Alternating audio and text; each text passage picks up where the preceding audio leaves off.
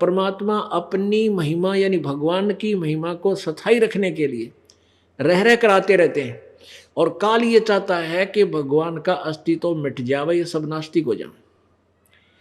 जैसे अपने संदेश वाहक भेज दिए, महात्मा बुद्ध था, ये स्वर्ग से आया हुआ प्राणी था, पिछले थोड़े बहुत पुण्य इसके संग साथ थे, और ये एक राजा का लड़का था, लेकिन इसका मन इस राज में नहीं लगा, क्योंकि स्वर्ग के सुख के बाद ये तुलना जो है इस राज की कुछ भी नहीं है।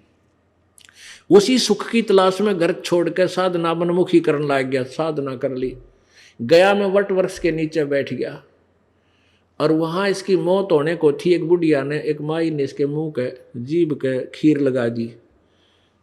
इसने चाटना शुरू किया तो उसने और धीरे धीरे उसको 50-100 ग्राम खीर खवा दी। अगले दिन उसको और ज़्यादा खवा दी, तो ये फिर होश में आना खत्म हो जाना था।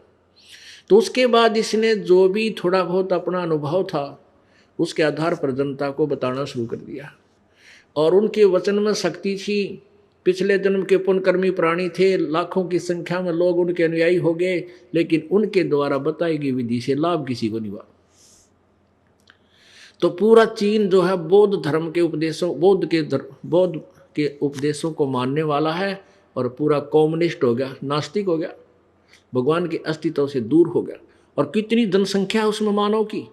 तो ये काल चाहता है कि इसका भक्ति का नामो निशान मिटा दूं, और ये सब नास्तिक हो जाए, भक्ति ना करें। और परमात्मा रह रह कर आते रहते हैं, और अपनी शक्ति भक्ति की सत्ता को, अपनी महिमा को स्वयं स्थापित करके कुछ समय के लिए चले जाते हैं।